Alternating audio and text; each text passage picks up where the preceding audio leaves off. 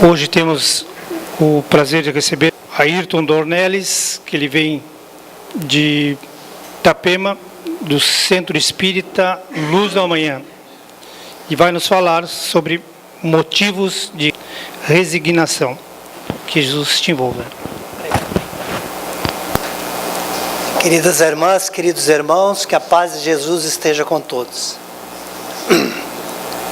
Kardec reservou o capítulo 5 do Evangelho segundo o Espiritismo para falar dos aflitos.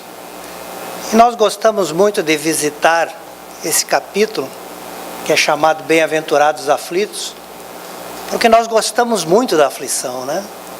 Mesmo quando nós não estamos aflitos, nós estamos mais tranquilos, a gente acha algum evento que a gente vai para se ficar um pouquinho mais aflito, que a gente está mais acostumado, né? Pelo menos a gente vai ali no Parque do Beto Carreiro, compra uma entrada, sobe naquela montanha que a gente sabe que vai ficar apavorado e fica 10 minutos gritando para alguém tirar a gente do brinquedo, né? Então a gente tem esse carinho pela aflição e por esse carinho que a gente dedica a esse tema, né? Eu gostaria de me deter hoje no item 12 desse capítulo, que fala dos motivos de nós nos resignarmos às nossas aflições, ou de nós aceitarmos de uma forma melhor as aflições que nos atingem. E é nesse capítulo que eu acho que os Espíritos nos deram um ensinamento que vale a pena nós termos sempre em mente, porque ele leva a um novo entendimento do que seja realmente as aflições pelas quais nós passamos em nossa vida aqui sobre a Terra encarnados.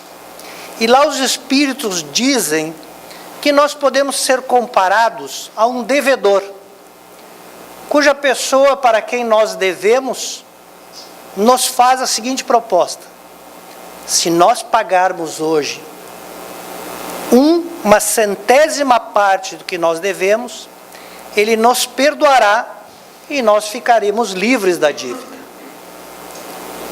Essa colocação, ela nos leva a um novo prisma sobre o entendimento de como se processa o processo, ou como se processa as nossas realizações, no sentido de nós nos quitarmos com aqueles erros que tivemos do passado. Por muito tempo, nós ainda ignorantes que fomos em muitas encarnações e vivendo em outras crenças religiosas, nós acreditamos que todo o mal que nós tenhamos causado, nós também tínhamos que viver esse mal como vítimas do mal que causamos. E acreditamos que no plano espiritual existe quase uma conta corrente. Então, se a gente faz um mal, fica computado aquele mal. E como a gente naquele momento foi o agressor, em outro momento nós teremos que ser agredido por alguém com aquela mesma moeda, para que nós possamos nos habilitar de novo diante da misericórdia divina. E coube ao Espiritismo, coube a essa crença que os Espíritos nos trouxeram, nos mostrar que isso não procede, que não existe a conta corrente, que nós não temos como tirar o extrato, quais os nossos débitos lá que estão para quitar. Primeiro porque é de se supor, pela lógica, que seria impossível para todos nós nos quitarmos de todos os nossos débitos, que existisse sempre a figura de alguém que agride quem já agrediu. Porque então, aqueles que fizessem conosco o mesmo erro que nós cometemos com os outros, ficariam em débito. E assim, por conseguinte, sempre um teria que novamente ter aquele débito para que alguém se saudasse. A segunda coisa que o Espiritismo trouxe para nos tirar desse pensamento foi exatamente a explicação que ele nos dá para as vivências desagradáveis, as aflições que nós suportamos. E o Espiritismo quis usar a palavra expiação. E quando nós nos debruçamos sobre o termo expiação, nós começamos a ter um novo entendimento da justiça divina. De tal sorte que, num determinado momento, nós começamos a perceber e relacionar a expiação como uma palavra voltada para o aprendizado. Então, expiar é aprender o que não se deve fazer. Isso é o ato de expiar. O céu e o inferno, quando fala lá da justiça divina, no capítulo 7, ele coloca 3 condições para que a gente consiga se reabilitar perante o mal que nós causamos. E essas 3 condições são arrependimento, expiação e reparação. Vamos passar por cada uma. Primeiro, é necessário que a gente se arrependa do mal que fez. Esse é o primeiro passo. Esse é o passo que nos conduz a tomar uma nova atitude, um novo rumo, um novo proceder. Enquanto nós não nos arrependemos do mal que fizemos, nós persistimos nele. Enquanto nós não percebemos o que há de negativo nas nossas más realizações, ou na ausência delas, porque às vezes a ociosidade também nos é mal, nos traz o mal, nós então estamos estagnados. Muitas vezes, inclusive, não estamos nem estagnados, estamos caminhando para trás, no sentido de aumentarmos ainda muito mais os nossos sofrimentos. Porque o espírito, nós sabemos, não regride. Mas nós aumentamos a nossa carga de sofrimento, causadas por nós mesmos. E então, a partir do momento que a gente se arrepende porque percebe o mal que causa o nosso mau proceder, nós caminhamos para a experiência de aprendizagem, que é a experiência que nos fará entender por que aquilo não nos convém, que é a experiência que vai nos fixar em nossa mente conhecimento suficiente para que, quando nós nos defrontemos novamente com a mesma situação, nós não venhamos a cair no mesmo mal. É similar ao engenheiro que passa por anos de estudos, para que, quando ele se veja diante da obra, ele saiba realizar os cálculos necessários a que aquela obra, aquele empreendimento fique em pé. E posteriormente, então, já numa condição melhor, numa condição daquele que já sabe o que deve fazer, nós somos convocados a repararmos o mal que nós fizemos. E como diz Paulo, o amor cobre a multidão de pecados, ou seja, nós não precisamos sofrer o mal que causamos, nós precisamos arrumar as coisas que desarrumamos. E como a maioria das coisas que nós fizemos são atos morais falhos, nós precisamos recuperar nas pessoas a quem ferimos a estima que deixamos de conquistar. Nós precisamos reconquistar os velhos amigos que tornamos inimigos. Nós precisamos perdoar aqueles que nós criamos animosidades. Nós precisamos realizar a recuperação daqueles que por nossos atos se perderam na jornada. E assim nós passamos a ter uma vida de espíritos mais felizes. Porque a felicidade consiste em você servir alguém, você fazer algo de bom para alguém. E isso não são os livros que dizem. Isso nós podemos examinar como nós nos sentimos quando fazemos o bem para alguém, quando estendemos a mão para alguém. Não são os livros que nos explicam, nós sentimos realmente quando realizamos o bem, o quanto é confortador, o quanto faz nos sentir melhor. Assim como quando nós realizamos uma coisa errada, e nós somos o primeiro a tentar justificar o ato, mesmo que as pessoas que nos cercam acreditem nas nossas justificativas, nós ficamos arrasados. Nós voltamos para a nossa intimidade, para o nosso interior, e percebemos que alguma coisa ficou desarrumada.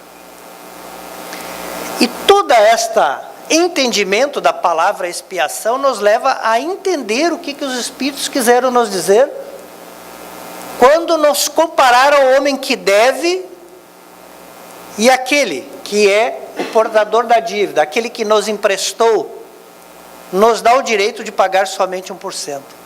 As palavras podem ser tomadas de uma forma muito forte, muito literal. O que Deus nos pede é o mínimo perante o que já realizamos.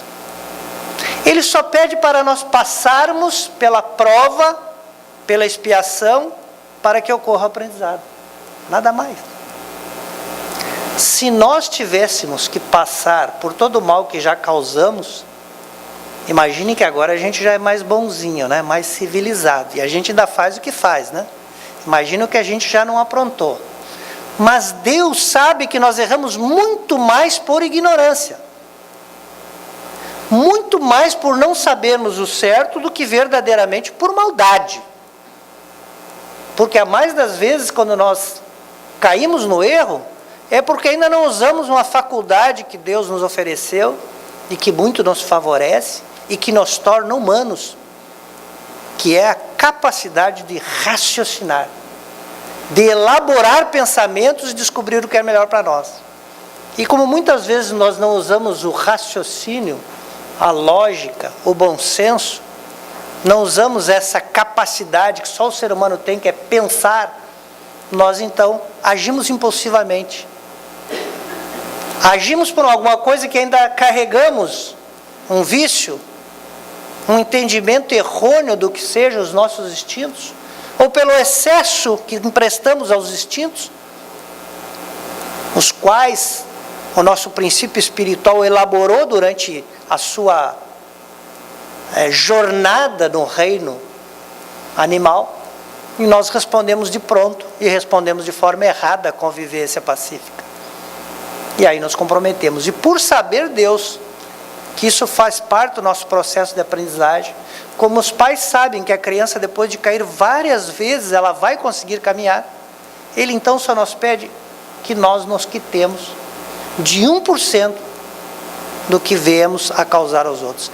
E esse 1% é o suficiente para que a gente realize o aprendizado e não faça mais. É isso o que o Evangelho nos traz de conhecimento. E como nós reagimos em relação à aflição, a mais das vezes? Será que nós elaboramos todo esse conteúdo e nos colocamos na posição daquele que deve e que está diante de uma grande oportunidade de liquidar por vezes esse débito? Ou será que nós nos desesperamos e a mais das vezes somos tomados de sentimentos de revolta, de ingratidão para com Deus, de não aceitação daquele momento em que vivemos para pagar essa pequena parcela da nossa dívida? Quase sempre nós agimos dessa forma. Nós nos inconformamos com termos que nos restabelecer diante das leis de Deus. Nós nos inconformamos porque teremos que, a duras penas, realizar os pequenos aprendizados que nos conduzirão a uma situação melhor. Porque nós queríamos chegar a uma situação melhor, a uma posição angelical, sem nenhum tipo de sofrimento. E eu trocaria agora essa palavra sofrimento para dizer sem nenhum tipo de sacrifício. Quando a vida tem nos ensinado, não só através das nossas existências, mas também através do exemplo de toda a natureza, que tudo que se realiza depende do sacrifício de alguma coisa. Não há como nós obtermos alguma coisa sem darmos algo em troca.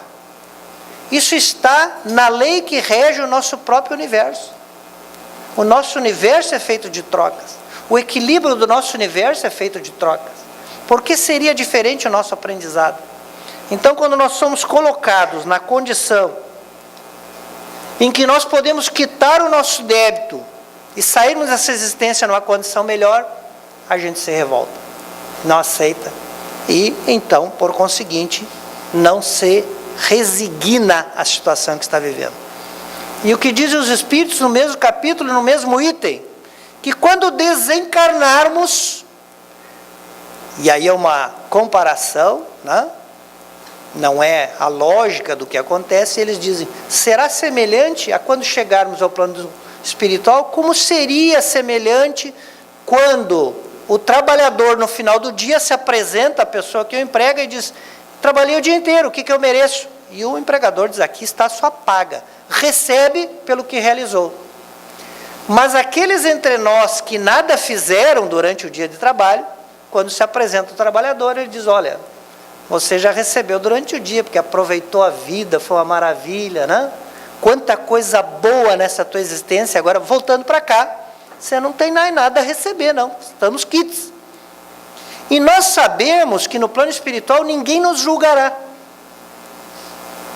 Não haverá um tribunal que vai nos esperar e vai dizer, você merece isso, você merece aquilo, aqui você errou.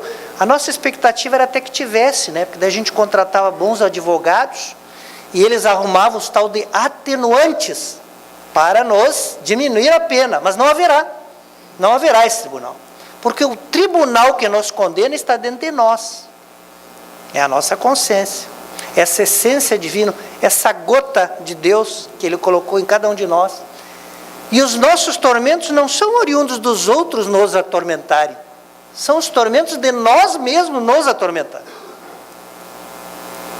Não importa o que os outros nos fizerem ou deixarem de fazer. Somos nós que não conquistamos a paz interior porque nossa intimidade não se conforma com os nossos atos. Porque a nossa consciência não deixa de acusar. Então, se os espíritos nos colocassem num lugar à parte, onde nenhum dos nossos inimigos chegasse, onde só estivesse espíritos bons, nós ainda ali sofreríamos. Como nos conta num livro, a Ivone Pereira, a respeito do que ocorre com o suicida, quando ela fala do sofrimento que persegue os irmãos numa colônia espiritual dedicada somente a suicidas, totalmente amparados e separados de qualquer animosidade, quando um deles começa a sentir que perde as mãos do corpo espiritual porque teria estrangulado a própria esposa. Ninguém está lhe infligindo sofrimento. Ele está cercado de entidades para ajudá-lo. Mas a sua consciência o persegue. E esse é o nosso juiz. Então ninguém, quando nós desencarnarmos, vai dizer, olha irmão, você sofreu muito, agora merece coisa boa. Não! É que nós iremos para o plano espiritual com conhecimento, com aprendizagem realizada. E esse conhecimento muda a nossa maneira de pensar. E nós, em essência, somos o que pensamos. Então nós estaremos pensando melhor, vibrando com a nossa mente para estar num lugar melhor. Ao contrário, se nós aqui só aproveitamos os vícios que são oferecidos nesse mundo como a verdadeira felicidade, nós subimos conflitados, desarmonizados.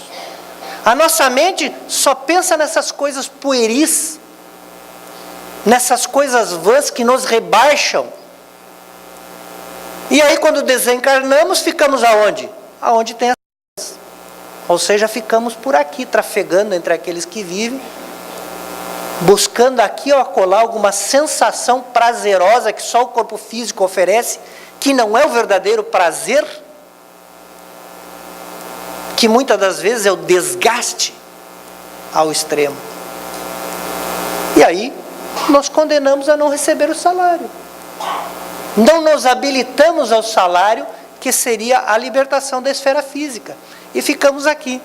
Alguns, inclusive, presos ao próprio cadáver. Porque se prenderam tanto as energias físicas do corpo, que não tem condições de se libertar da matéria. E ficam ali, durante vários anos, desprendidos. Então a posição que o Evangelho nos chama é para a posição de reconhecermos a oportunidade que temos. E dizem os Espíritos, qual é o maior erro, a maior falta que nós temos em relação a nossos sofrimentos quando aqui estamos? É nós não sermos gratos a Deus.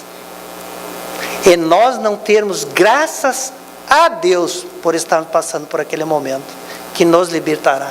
É quando nós nos revoltamos com a justiça de Deus que nós realizamos a maior falha em relação ao que nós deveríamos viver nas nossas aflições. Quando nós não admitimos o que está gravado no íntimo, que nós só estamos passando por aquilo, porque nós traçamos aquilo para nós e porque é necessário para que nós venhamos a estar em breve numa situação um pouco melhor.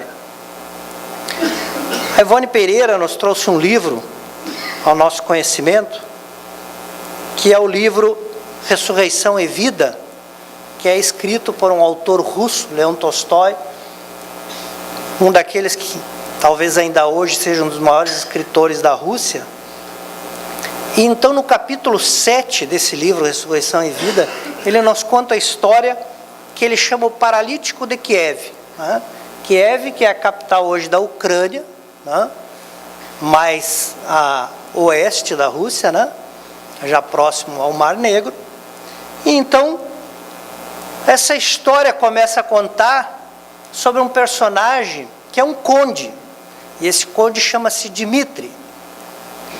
E esse conde, pela sua posição social, então, quando chega a sua idade de prestar serviços ao imperador, que à época era o imperador Nicolau I, se alista às forças armadas daquele país, e nessa condição ele passa a ser um oficial da guarda imperial de Nicolau I. E nós sabemos que mais ou menos pelo ano de 1854, Nicolau I, que foi um imperador russo, que tinha muito desejo de conquistas, de ampliar o território russo, ele então envolve-se numa guerra que chama-se a Guerra da Crimeia, contra inicialmente o Império Turco, desejando restabelecer o domínio da Crimeia para a Rússia, tirando então do controle dos turcos, e por alianças que os países tinham naquela época, juntam-se a Turquia na defesa desse território, que é a Crimeia, a Inglaterra, a França, e o que posteriormente daria origem à Itália, que é o Piemonte, e também se junta os três à Turquia para combaterem o Império Russo nessa conquista. E esta guerra foi uma guerra muito severa, primeiro porque eram 4 nações contra a Rússia, e segundo porque ela foi travada num campo de batalha, onde o frio era muito violento. A Crimeia, pela posição que ocupa, próximo à Rússia, como disse, próximo à Turquia também, ela é de um clima muito severo, é muito frio. Então, quando esses primeiros combatentes foram para a guerra, o primeiro problema, antes de encontrar o inimigo, era sempre o rigor do clima que se apresentava. E Dmitri, então, nas suas primeiras batalhas, ele sofre também com os problemas do clima, e esse problema do clima trazia muitos problemas de saúde para os soldados. Então, pneumonia, infecções, né? Mesmo a questão das pessoas por ficarem muito tempo com os pés enterrados sobre o gelo, então causava muitos casos de paralisia dos membros inferiores. E o Dmitri foi para essa guerra com aproximadamente 20 anos, e logo nos primeiros combates, então, ele foi tomado de várias infecções, de várias doenças, e teve que retornar de volta a Kiev, onde era a sua cidade, para que então se colocasse sob tratamento de saúde. E nesse tratamento de saúde, então, ele, que chegou bastante debilitado, não conseguiu reaver a sua condição de paralítico, né? Da sua cintura para baixo ele ficou realmente incapaz. Então passou a depender basicamente do atendimento das outras pessoas, especialmente a sua mãe, que lhe dedicava para todas as tarefas, que o atendia sempre. Inicialmente tentou tratar-se na Rússia, e como lá não conseguiu nenhuma realização, viajou então para uma nação que à época era amiga também do seu país, que era a Alemanha, e lá procurou os melhores médicos sem conseguir obter qualquer melhora no seu estado em relação à paralisia. E assim voltou para casa. E em casa, Dmitri se comportava de uma maneira extremamente negativa em relação ao seu estado. Revoltou-se com a situação em que passou a se encontrar. Era um jovem, conde, com grandes condições financeiras, agora então condenado a viver no cárcere da cadeira de rodas, no cárcere da cama, e portanto toda uma vida que ele tinha planejado para frente fora frustrado nessa condição em que ele se imaginava. E nada então, como ele realmente planejava, foi se realizando. 10 anos se sucederam, e ele então, agora já com quase 30 anos, cada vez sentia agravar-se o estado, de tal forma que as dores aumentaram, as dificuldades de fazer os movimentos agravaram-se, e agora já até mesmo para ele se virar da cama, muitas vezes ele precisava do auxílio de alguém para que pudesse realizar esses movimentos. Então a revolta dentro dele cada vez crescia mais, porque era realmente uma vida difícil. Em 1868, o seu estado agravou-se muito, e em 1870 sua mãe desencarna, volta ao plano espiritual, e era a pessoa que eu atendia no dia a dia, que lhe dava mais atenção. Então, com tudo isso acontecendo, e naquela época, normalmente os condes, as pessoas da nobreza frequentavam a corte, ele não podia fazer isso, ele resolveu voltar para o campo, tinha grandes propriedades no campo, e resolveu voltar para o campo. E lá chegando, ele encontrou à frente da casa onde iria residir, a casa da família, uma jovem, aproximadamente de 20 anos, chamava-se Melânia, que passou a atendê-lo. Ela não era nobre, não era da família, mas também não era uma serva comum. Ela era filha de uma pessoa que foi intendente da propriedade por muito tempo. E como a mãe, então, de Dmitri, conheceu ela já desde pequenininha, interessou-se por ela e lhe deu uma educação como se filha fosse. Então ela ficou naquela condição mediana, não era uma serva, ela que administrava a propriedade, mas também não era uma nobre, não era reconhecida. Então Dmitri passou a ser tratado no dia a dia, servido no dia a dia, por esta jovem Melânia que atendia a sua casa. E evidentemente, como ela era uma pessoa bem educada, refinada, ela atendia como a mãe também atendia, né, da melhor presteza, né? Desde o cuidado com o chá da tarde, o chá da manhã, né? Os bolinhos frescos, né? Retirar da estante os livros que ele desejava ler durante o dia. Ela sempre realizava todos esses eventos sem nunca reclamar. E ele parecia que nem notava que a pessoa que eu atendia, né, não era uma pessoa, vamos dizer assim, na condição de uma serva, né? Então ele também nem lhe olhava propriamente para a pessoa com o devido respeito.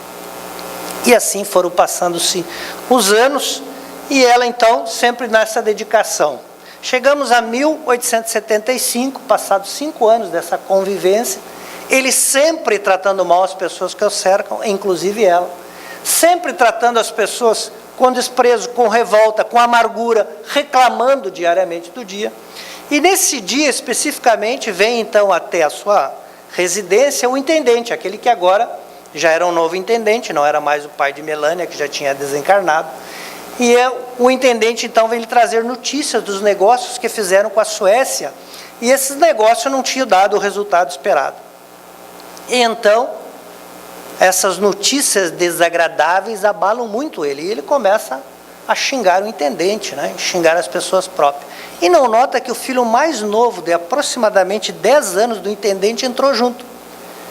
E o menininho de 10 anos, vendo a pessoa xingar todo mundo, ficou meio assustado. Na sua casa não havia isso. Para ele foi uma coisa muito estranha.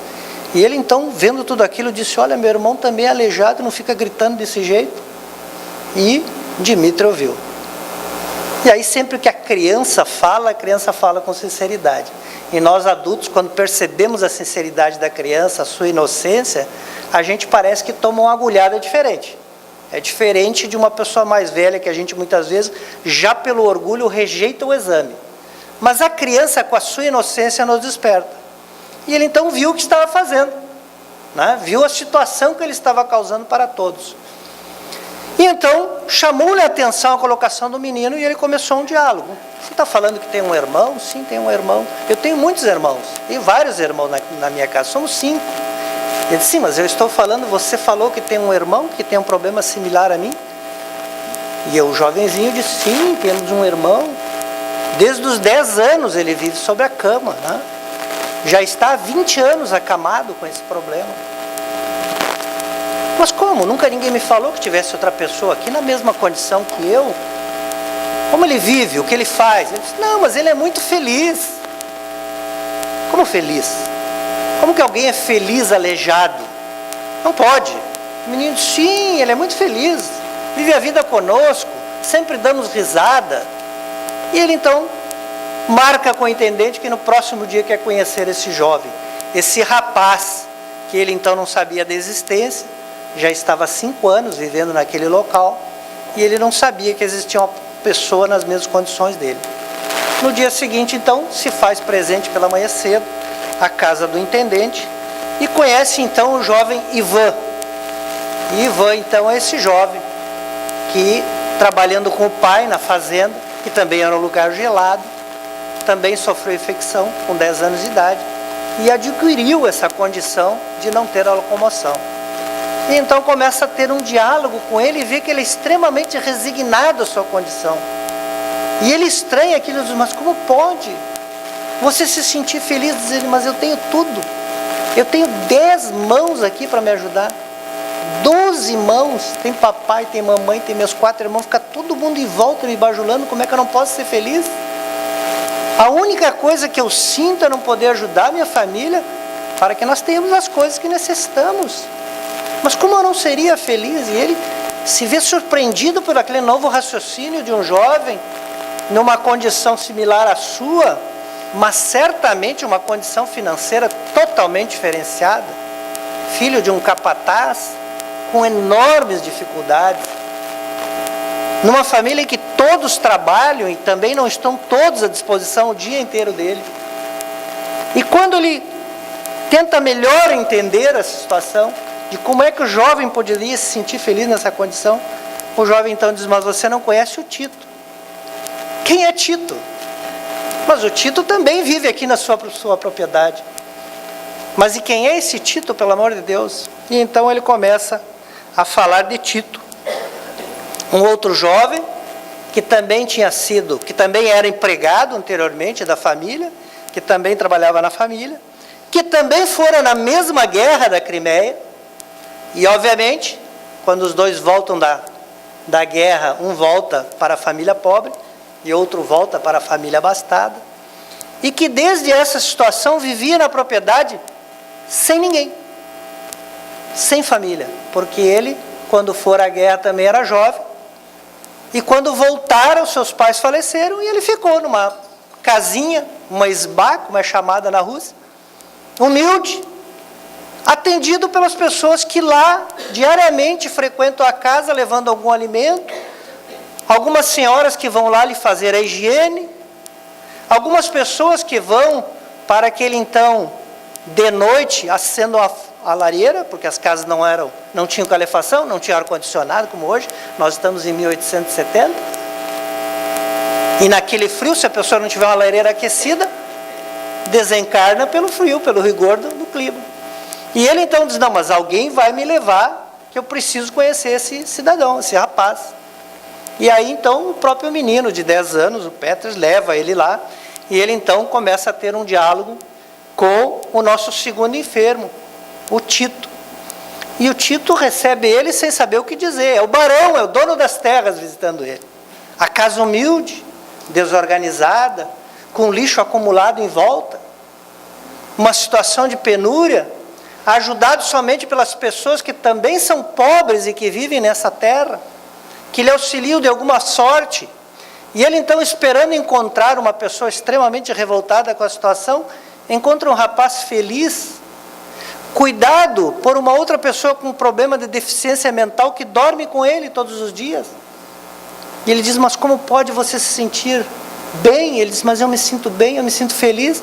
Todo dia eu sou visitado pelas pessoas que moram aqui, todo dia alguém me traz o que comer, me dão na mão, todo dia alguém vem acender a lareira, e eu estou vivo, e as pessoas me tratam bem e me querem bem, não há motivo para eu ser infeliz.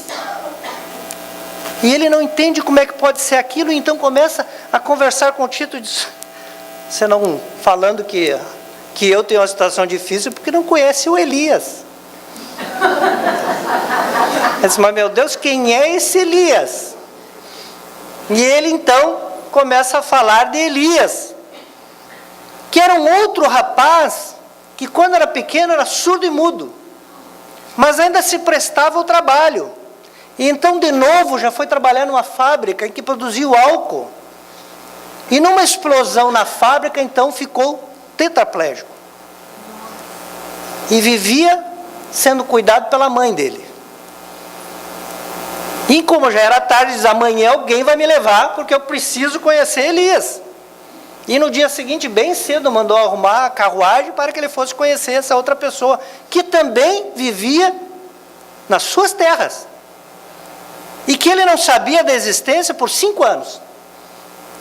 E então, chegando à casa de Elias, encontrou a mãe, alcoolizada, xingando por a situação que vive,